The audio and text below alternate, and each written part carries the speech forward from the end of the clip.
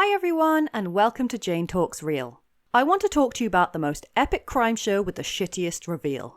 I am of course talking about The Mentalist, but you knew that already because you clicked on the video. The Mentalist ran from 2008 to 2015 and starred the lovely Simon Baker as Patrick Jane, an ex-fake psychic turned police consultant that is on the trail of the serial killer that murdered his family. This is how The Mentalist broke my heart. So I'm going to be talking about this show in length and also revealing the identity of Red John, so major spoiler alert coming your way if you haven't seen it. And if you haven't, I recommend giving it a watch, because aside from the big bad reveal which sucked, it's actually a really good show. Basically, there is a serial killer who calls himself Red John who murders people and leaves behind a red smiley face symbol drawn in the victim's blood. So, Red John was Red Johning, and a psychic, that would be this guy right here, shit-talked him on TV and pissed him right off. Red John retaliated by murdering his family and leaving a message behind. If you really were psychic, you wouldn't have to open the door to see what I've done to your wife and daughter. Patrick Jane might have been a smug douche nozzle, but he didn't deserve that. Seeing the error of his ways, and to be fair, that was a pretty big wake-up call, Patrick came out as being a fake psychic and became a consultant to the police department in hopes of tracking down Red John. Patrick Jane may not be actually psychic, but he can damn near convince people that he is, due to his incredible observation skills. He proves his abilities time and time again by either tricking the killer into revealing themselves or burying them in enough evidence that they have to confess. But he's not alone in his quest for justice.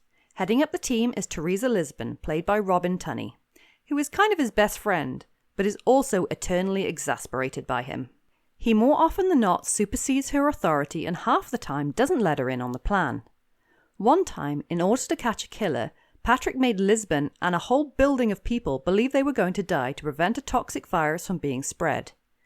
In what she thought were her final moments, Lisbon called the rest of the team with a heartfelt goodbye, only to find out that it was all a bit. I'm surprised she eventually forgave him for that one. Also on the team are Grace Van Pelt and Wayne Rigsby. I mention them together as they're a couple on the show, even though they're not supposed to be. Rigsby kind of goes along with any harebrained scheme Patrick has cooked up, while Van Pelt is a lot more cautious of him. They do share a cool sequence together, however, in the episode Bloodshot, where Patrick is temporarily blinded by an explosion, and in fleeing Grace's psycho boyfriend, Patrick has to drive blind because Grace's hands are handcuffed behind her back. Epic. I really liked that episode. Finally, rounding off the squad is Kimball Cho, who is deadpan and serious, but a lot of the funny moments of the show come from his responses to the rest of the team. This is such a great cast and they work really well together as a unit. Even though discovering the identity of Red John and stopping him is goal numero uno, there is usually only a handful of episodes per season that involves Red John, or at least his trail of bodies. The rest of the time is just a regular crime show, and I really appreciate that.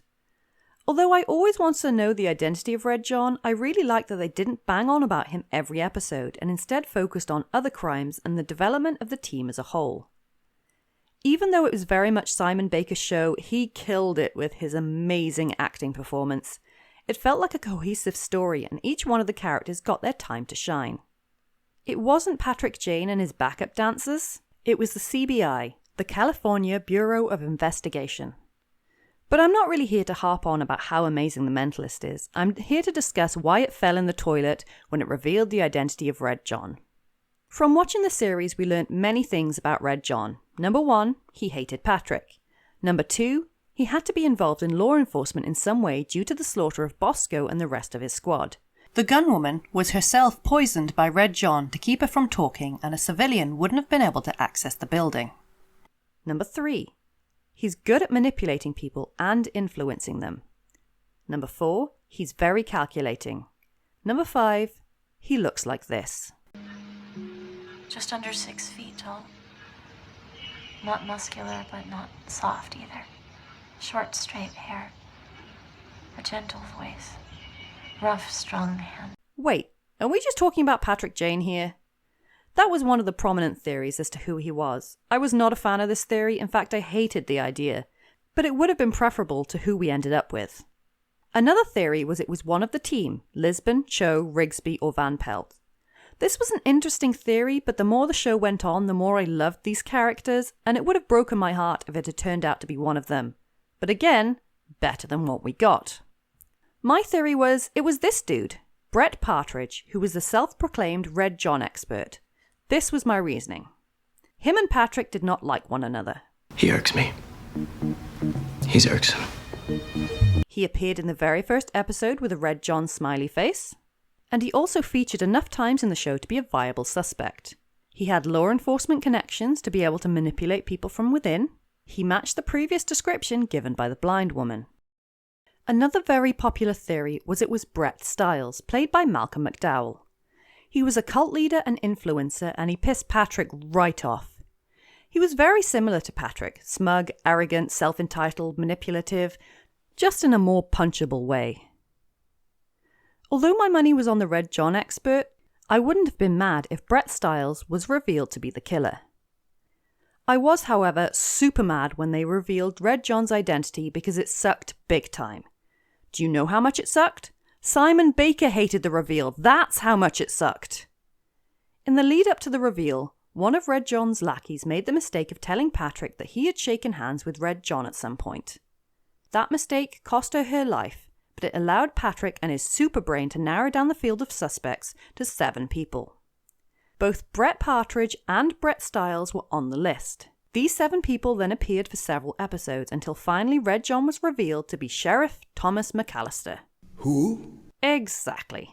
Before this lead-up, he had appeared in exactly 1 episode of the show, all the way back in season 2, and aside from playing a rousing game of rock, paper, scissors with Patrick, he made no impact whatsoever. I was flabbergasted as to what the hell was going on. I thought it was a joke or a ploy, but no, that was Red John. That is the person we'd spent so long agonizing over. This goober, this rando small-town sheriff. What the actual fuck? It was such a letdown that I stopped watching the show altogether. It continued on for a season and a half. Lisbon and Patrick even got married in the end, but they took Van Pelt and Rigsby out of the show, and I literally couldn't care about it from that point.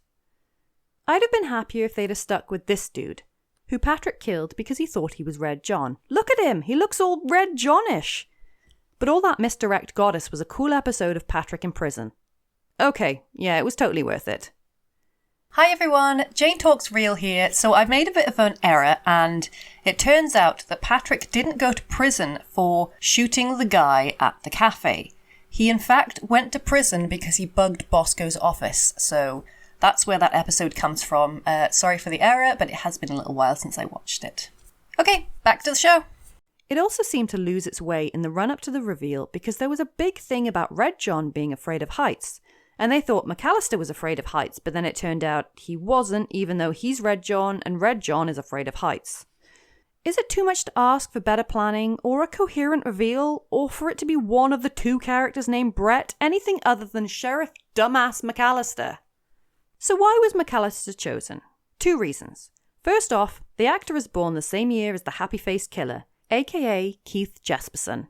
Right. Okay. Oh my god, how did I miss that massive clue? Have I rolled my eyes hard enough? Can we move on now? The second reason was McAllister was played by Xander Berkeley. Do you get it yet? No, yeah, me neither. Well, if you reverse the last 3 letters of Xander, it spells red. Dun dun dun! So he wasn't chosen for any plot reasons or character nuances, he was chosen because of some rando bullshit to do with the actor. But if creator Bruno Heller was that into the fine details, he must have planned this from the very start, right? Right? Nope. 1 year before the reveal happened, Heller chose Red John.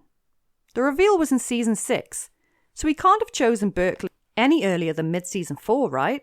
That's 3.5 seasons of having no idea who Red John is. 3.5! Okay, so I might be a little dramatic on this point, but if you have a show based around the identity of a serial killer, surely you should know who that is from day 1. So you're able to plant seeds of the idea throughout the show and give the audience hints, so that on a second watch, people can be like, I don't know how I missed that. What is it with shows screwing up their big reveal? I'm looking at you too, pretty little liars. Don't think you're getting away with this. You're next month's topic. I think it makes things even worse that Xander Berkeley wasn't told he was Red John until the last minute.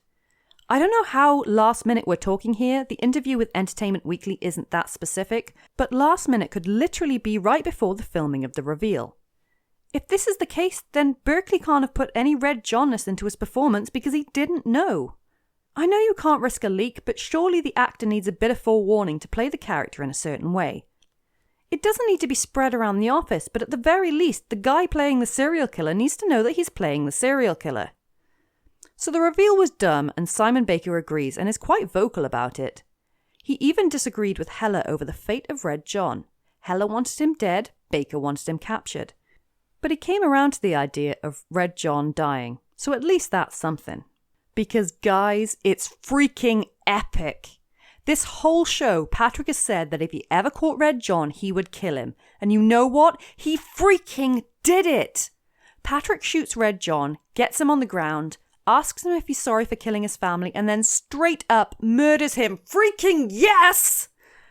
I am so glad that this show had the balls to have Patrick kill Red John with his bare hands like he always said he would. It's too bad the guy getting killed was so lame. So there you have it. That is how The Mentalist broke my heart. Are you a fan of the show, and what did you think of the reveal? Did you think that McAllister was a good choice, or were you as disappointed as I was with this reveal? Let me know in the comments, or come say hi on Twitter. If you enjoyed this video, then please like, share and subscribe. I'll speak to you soon, and thanks for watching.